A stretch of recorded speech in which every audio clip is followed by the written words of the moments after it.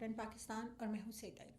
ناظرین، جب بھی ہم کسی ملک کی معیشت کی، اسٹیبلٹی کی، ڈیولپمنٹ کے حوالے سے بات کرتے ہیں، اندرونی اور بیرونی تمام حوالوں سے پیس ایک ایسا ہے، اسٹیبلٹی ایک ایسا عنصر ہے کہ جس کی غیر موجودگی میں ہم کبھی بھی ترقی کا وہ خواب، ترقی کی وہ منزل حاصل نہیں کر سکتے، جو کہ تمام قوموں کا، تمام ملکوں کا ایک ہدف ہوتا ہے، ان کا خواب ہوتا ہے۔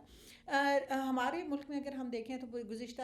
کئی دہائیوں سے، جب سے پاکستان کا قیام عمل میں آیا ہے، تو ہم ایک ایسے خطے میں، ایک ایسے علاقے میں موجود ہیں جہاں پہ ہمارے اگر ہم انڈیا کی طرف دیکھیں، دوسری طرف افغان کانفلکٹ کی طرف دیکھیں، تو ہم نے ایک بڑی قیمت بھی ادا کی ہے اپنے خطے میں، امن کے حوالے سے بڑا رول بھی، ایک پازیٹیو رول بھی پلے کیا ہے، لیکن اس کے ساتھ ساتھ ہماری اگر ڈیولپمنٹ کے راستے میں بہت ساری رکاوٹیں رہی ہیں، تو ان کی بھی ایک بڑی وجہ ہمارا ریجنل پیس اینڈ اسٹیبلٹی تھا۔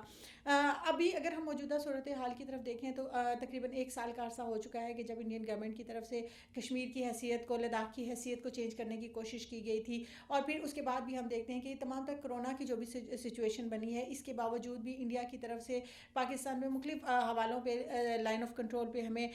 دیکھتے ہیں کہ ان کی طرف سے مختلف ایسے اقدامات نظر آتے رہے ہیں جو کہ ہماری سلامتی کے یا ہماری ترقی کے خلاف جاتے تھے۔ اگر ہم موجودہ صورتحال کو دیکھیں تو وہ کیا ہے، انڈیا کی صورتحال کیا ہے،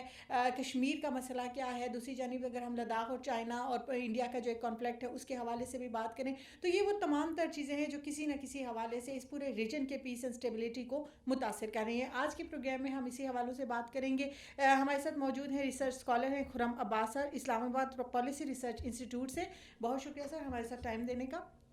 سر، جیسے بھی میں نے بات کی ہے کہ ریجنل پیس بڑی زیادہ امپورٹنس رکھتا ہے کسی بھی ملک کی ڈیولپمنٹ کے حوالے سے، تو تھوڑا سا ہم پہلے یہ جاننا چاہیں گے کہ جب ہم پیس اینڈ اسٹیبلٹی کی بات کرتے ہیں تو اس میں کون کون سی چیزیں ہیں جو کہ ہمارے پاس اہمیت کی حامل ہوتی ہیں، اور اگر ہم گزشتہ کچھ دہائیوں سے اسپیشلی انڈیا کا ہماری طرف رویہ، کیونکہ ہم دیکھتے ہیں کہ انہوں نے پاکستان کو قبول ہی نہیں کیا تھا، تو تب سے لے کر اب تک ایک ٹینشن کی سچویشن چل رہی ہے، تھوڑا سا اس کے حوالے سے ہمیں بریف کیجئے کہ اس وقت موجودہ سچویشن کیا ہے، اور تقریباً 1 سال ہو چکا ہے کہ انڈیا نے کشمیر میں 35A اور تمام آرٹیکلز کو بھی ختم کیا تھا، تو اس کے حوالے سے اب موجودہ صورتحال کیا ہے؟ جی، جیسے آپ نے بات کی ہے،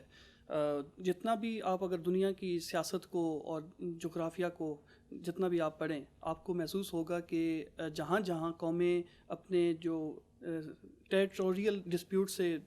آگے نکلی ہیں، وہاں پہ زیادہ تر پیس اور ڈیولپمنٹ سامنے آئی ہے۔ انفارچونیٹلی ساؤتھ ایشیا میں ابھی تک ہم لوگ ٹیریٹوریل ڈسپیوٹس میں ہی پھنسے ہوئے ہیں، جس کی وجہ سے ہمارے جتنے بھی ساؤتھ ایشیا کے انسان ہیں وہ ابھی تک ایک وہ ترقی کا خواب ابھی تک خواب ہی ہے، اور اس ترقی کو کامیاب ابھی تک ریئلائزیشن نہیں آئی کہ یہاں پہ کچھ ترقی اس طرح کی لائی جائے۔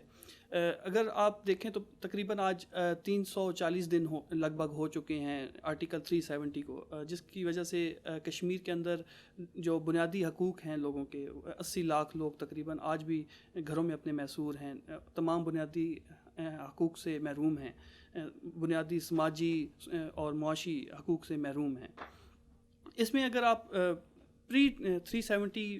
کو اگر مد نظر رکھیں تو بھارت ہمیشہ سے یہ چاہتا تھا کہ کسی طریقے سے وہ ایک اکھنڈ بھارت کا کانسیپٹ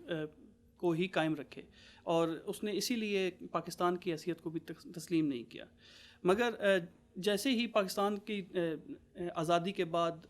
ڈوگرا فوج کے مدد سے انہوں نے وہاں پہ کشمیر پہ قبضہ اپنا قائم کیا، تو اس کے بعد ایک چیز جو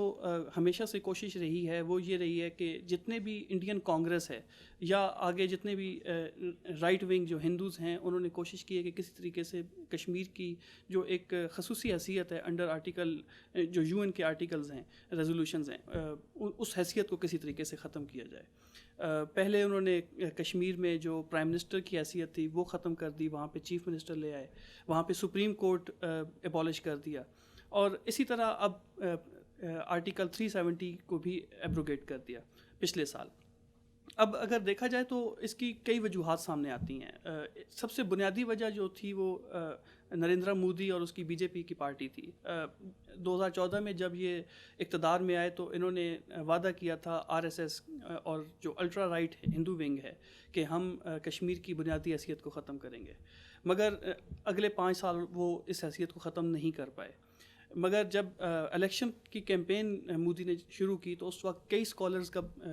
اس بات پہ اتفاق ہے کہ RSS کے لوگوں نے اس کے اوپر پریشرائز اس کو کیا اور کہا کہ آپ اس کو کرٹیسزم کا سامنا کرنا پڑا انٹرنلی کہ آپ نے ابھی تک کشمیر کی بنیادی حیثیت کو کیوں نہیں ختم کیا. تو اسی لیے اس کے بعد جیسے ہی الیکشنز ہوئے، الیکشنز کے کچھ ماہ بعد اس نے آرٹیکل 370 کو ایبروگیٹ کر دیا. اچھا سر، اس تمام تر صورتحال جو ہمارے سامنے آئی ہے کہ آرٹیکل 370 اور 35A کو ختم کیا گیا، اس کے بعد غیر کشمیریوں کو وہاں پہ حقوق دیے گئے ہیں. ابھی ہم دیکھتے ہیں کہ چند دن پہلے کی یہ اطلاع ہے کہ پہلا جو غیر کشمیری ہے اس کو وہاں کا ڈومیسائل بھی جو ہے وہ بنا کر دیا گیا ہے. اس کے بعد ابھی جو لیٹسٹ سچویشن آپ کے مطابق کہ تقریباً 360 ڈیز سے اوپر ہو چکے ہیں، تو اس وقت کشمیر کی سچویشن کیا ہے؟ کیا یہ تمام تر اقدامات جدوجہد آزادی کو کسی حد تک دبانے میں کامیاب ہو سکے ہیں؟ جب کشمیر کی ایبروگیشن کا معاملہ آیا اگست 5 کو 2019 سے، تب سے لے کر آج تک کئی ایسے اقدامات کیے گئے ہیں کہ کسی طریقے سے کشمیر کی جدوجہد آزادی کی جو ایک آگ ہے اس کو کسی طریقے سے ختم کیا جا سکے. انہوں نے بیسیکلی پہلے BDS ایک بیسک ڈیولپمنٹ کونسل کے نام سے انتخابات کا ڈھونگ رچایا 24 اکتوبر کو 2019 میں، جس میں ناکامی کا سامنا کرنا پڑا. انہوں نے وہاں پہ لیفٹیننٹ گورنر نافذ کیے. لیفٹیننٹ گورنر جو جموں اینڈ کشمیر کے ہیں وہ بیسیکلی مودی کے ساتھ گجرات میں بہت عرصہ کام کرتے رہے ہیں اور وہ مودی کے بہت قریب سمجھے جاتے ہیں اور ان کو اسپیشل پاورز دے دی گئی ہیں. اب وہ ایک طرح کے وہاں پہ بادشاہ یا ملٹری رولر کے طور پہ کام کر رہے ہیں اور ان کے پاس ایکسٹرا آرڈنری پاورز ہیں. اسی طرح انہوں نے وہاں پہ ڈیموگرافک چینجز لانے کی کوشش کی ہے. اگر آپ 1947 سے لے کر ابھی تک دیکھیں تو جموں میں پہلے مسلمانوں کی اکثریت تھی، مگر آج یہ صورتحال ہے کہ جموں کے 10 اضلاع میں سے 5 اضلاع میں میجورٹی مسلمانوں کی ہے اور 5 اضلاع میں میجورٹی ہندوؤں کی ہے. اگر اوور آل اس چیز کو دیکھا جائے تو جو ڈومیسائل ایکٹ ہے جس کی ابھی آپ نے بات کی ہے، اس سے سب سے بڑا جو نقصان ہوگا وہ نہ صرف ان مسلمانوں کا ہوگا کہ ان کو اکثریت سے مزید اقلیت میں بدلا جائے گا ان 5 اضلاع میں، جموں کے اضلاع میں، بلکہ اب تو جو کشمیری پنڈت ہیں، جو کشمیری وہاں پہ جو ہندو ہیں، وہ بھی اس بات سے خائف ہیں کہ شاید یہ ڈیموگرافک چینجز لا کر ان کی جو اپنی آئیڈینٹی ہے کشمیری پنڈتوں کی، شاید اس کو بھی نقصان پہنچایا. اچھا سر، ابھی ہم نے کچھ دن پہلے دیکھا ہے کہ برہان وانی کی برسی منائی گئی ہے. وہ ایک شہادت، اس نے اس کشمیر کی پوری موومنٹ کو کس طریقے سے متاثر کیا ہے، اور اس کے بعد ابھی ہمارے پاس گزشتہ ہفتے کا یہ واقعہ ہے کہ جس میں ایک بزرگ کو بنا کسی قصور کے شہید کیا گیا اور ان کے ساتھ میں ان کے پوتا تھا جو کہ ان کی لاش پہ بیٹھ کے رو رہا تھا، اور یہ ایک پورے انٹرنیشنلی اس کے حوالے سے گیا. لیکن ہم دیکھتے ہیں کہ انٹرنیشنل باڈیز کی طرف سے اس طریقے سے اس کی کنڈمنیشن یا اس کے طریقے سے انسانی حقوق کی جتنی بھی تنظیمیں تھیں ان کا کوئی ایک ایسا رد عمل نہیں آیا جیسا ہم لوگ ایکسپیکٹ کر رہے تھے. تو اس تمام تر سچویشن کو آپ کس طرح دیکھتے ہیں؟ برہان وانی کی شہادت نے بیسیکلی 2 پوائنٹ بڑے امپورٹنٹ ہیں. ایک یہ کہ اب وہاں پہ یوتھ بہت ایکٹیو ہے، جو ینگ کشمیری ہے وہ اب اس بات سے قطع تعلق کہ میرے ساتھ پاکستان کھڑا ہے، میرے ساتھ دنیا کھڑی ہے یا نہیں، وہ اپنے لیے لڑ رہا ہے اور وہ اپنے بچپن کی جتنی بھی ان کی جو ناانصافیاں ہیں اب ان کا بدلہ بھارت سے لے رہا ہے. دوسری طرف آپ نے بات کی جو انٹرنیشنل باڈیز ہیں، اسپیشلی جو UN ہے، اور ان لوگوں کے اپنے اکنامک انٹرسٹ ہیں جو کہ بھارت کے ساتھ ہیں، جس کی وجہ سے اس وقت شاید وہ اس طرح سے ریئیکٹ نہیں کر رہے جیسا کہ ان کو کرنا چاہیے. بٹ امید یہی ہے کہ اگر پاکستان اسی طرح اپنا سفارتی محاذ پہ اپنا کیس لڑتا رہا کشمیریوں کا، اور کشمیریوں کی اسی طرح جدوجہد جاری رہی اگینسٹ بھارت، تو امید یہی ہے کہ مستقبل میں شاید یہ UN باڈیز یا اور جو انٹرنیشنل باڈیز ہیں وہ پاکستان کے اور کشمیریوں کے موقف کو سنیں. سر، یہ جو بھی لیٹسٹ انسیڈنٹ جس کی ابھی ہم لوگوں نے ذکر کیا ہے، یہ ایک شاید ہم سب کے لیے ویک اپ کال بھی تھی. ظاہر ہے کہ شہادتیں تو کشمیر میں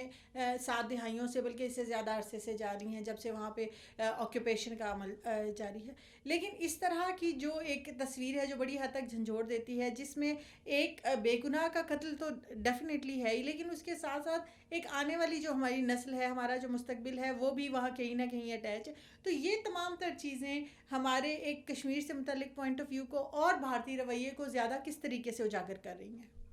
جتنے بھی یہ مظالم ہیں، پاکستان کوشش تو ہمیشہ سے کرتا رہا ہے کہ ہم ان مظالم کو دنیا میں اجاگر کریں اور دنیا کو بتائیں کہ وہاں پہ کس طرح سے لوگوں کو انسانی حقوق کی خلاف ورزیاں کی جا رہی ہیں.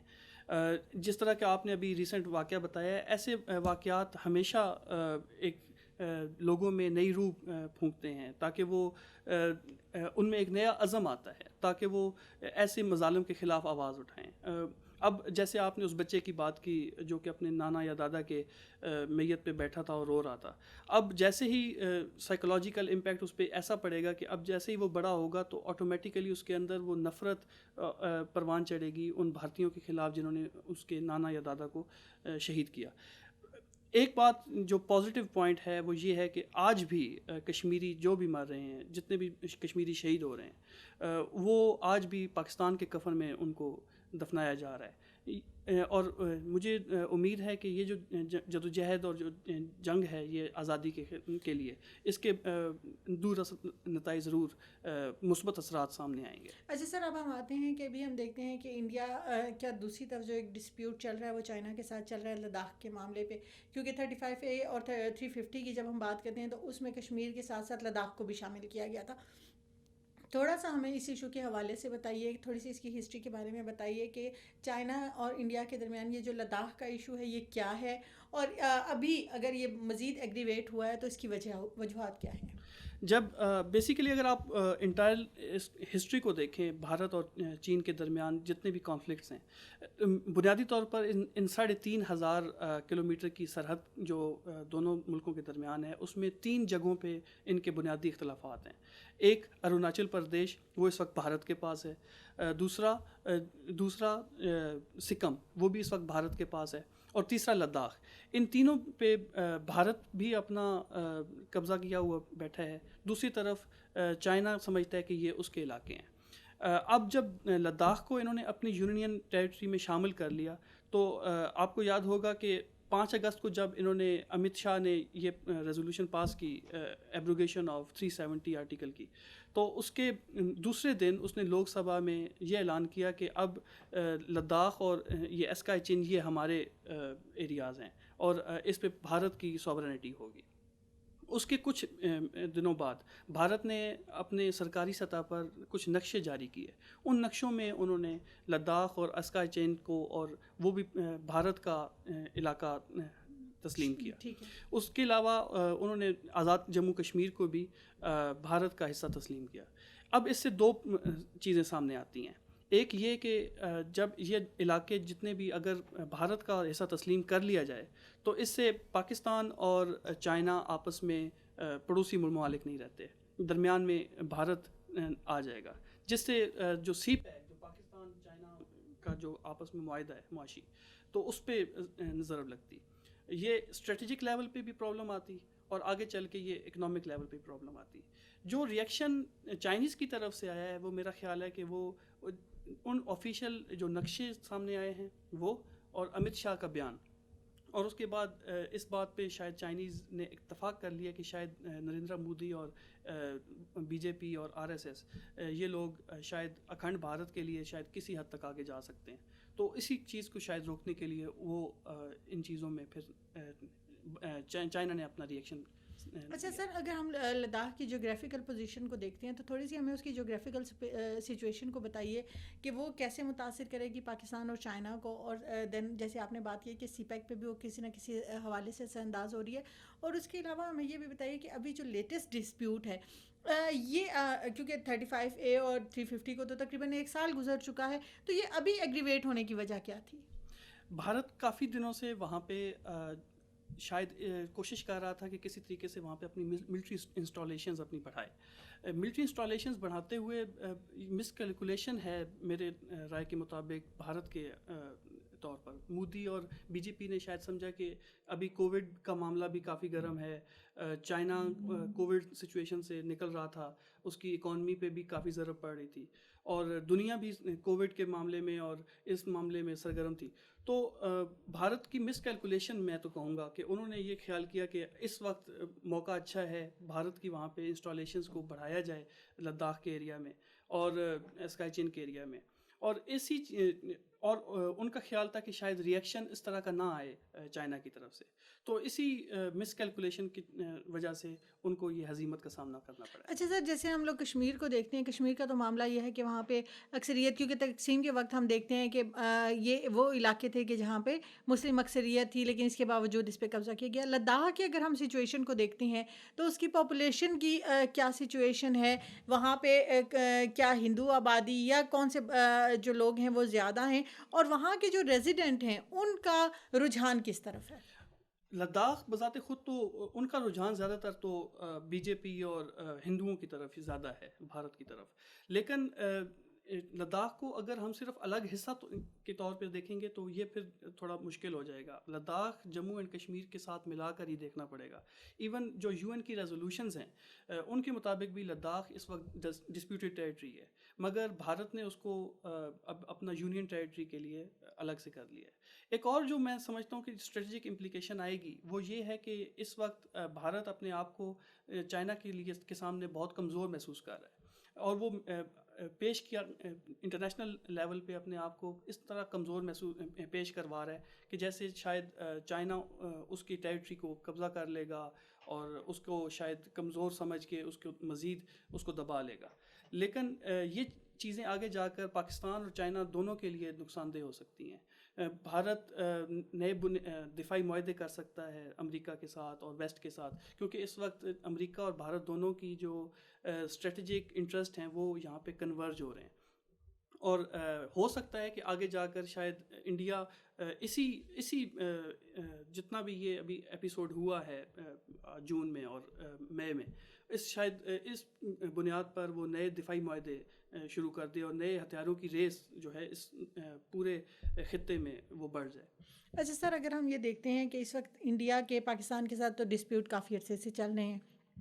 کشمیر میں بھی معاملات جو ہیں وہ ان کی اپنی نااہلی کی وجہ سے ایگریویٹ ہوتے چلے جا رہے ہیں. تیسری طرف انہوں نے چائنا کے ساتھ بھی ایک جو ڈسپیوٹ ہے اس کو کریٹ کر دیا. تو اس تمام تر سچویشن کے بعد بھارت کی سچویشن کیا بن جائے گی، اور اس کا ریجنل پیس اینڈ اسٹیبلٹی پہ کس طریقے سے اثر ہوگا؟ انٹرنلی تو بھارت نے جب یہ اقدامات کیے ہیں تو مودی کی پذیرائی میں تو اضافہ ہوا ہے،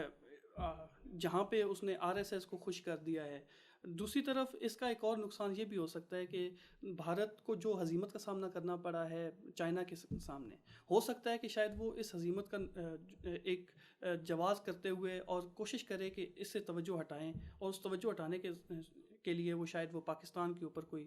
27 فروری جیسا کوئی اقدام کر سکتے ہیں. لیکن اگر اوور آل ریجنل پیس کی طرف دیکھیں تو جیسے میں نے پہلے کہا کہ بھارت اب یہ موقع ہاتھ سے نہیں جانے دے گا. اسی چیز کو بنیاد بنا کر وہ یو ایس اور جو ادر اس کے ویسٹرن الائز ہیں ان سے وہ ہتھیاروں کے لیے اور دوسرے دفاعی ساز و سامان کے لیے مدد مانگے گا اور اس کے لیے معاہدے کرے گا، جس کی وجہ سے پورے خطے میں ایک ہتھیاروں کی دوڑ آ جائے گی. اوبویسلی چائنا اور پاکستان بھی پھر آپس میں معاہدات کریں گے، نئے دفاعی معاہدے. تو میں ایک نیا ریجنل بلاک ایمرج ہوتے ہوئے دیکھ رہا ہوں کہ جس میں چائنا اینڈ پاکستان، اور دوسری طرف یو ایس اور انڈیا اپنے انٹرسٹ کے لیے شاید کھڑے. بہت شکریہ سر، بہت شکریہ سر. علاقے میں کسی بھی حوالے سے ہتھیاروں کی یہ جو دوڑ ہے یا جو ان بیلنس ہے وہ کسی بھی حوالے سے پازیٹیو نہیں ہوگا. خطے میں امن ہماری ترقی کا ضامن ہے اور اس کو انشور کرنے کے لیے تمام ممالک کو مل کر کام کرنا ہوگا. آج کے پروگرام سے اتنا ہی. انشاءاللہ اگلے کسی اور پروگرام میں کسی اور موضوع کے ساتھ آپ کی خدمت میں حاضر ہوں گے. تب تک کے لیے مجھے اجازت دیجیے. پاکستان زندہ باد.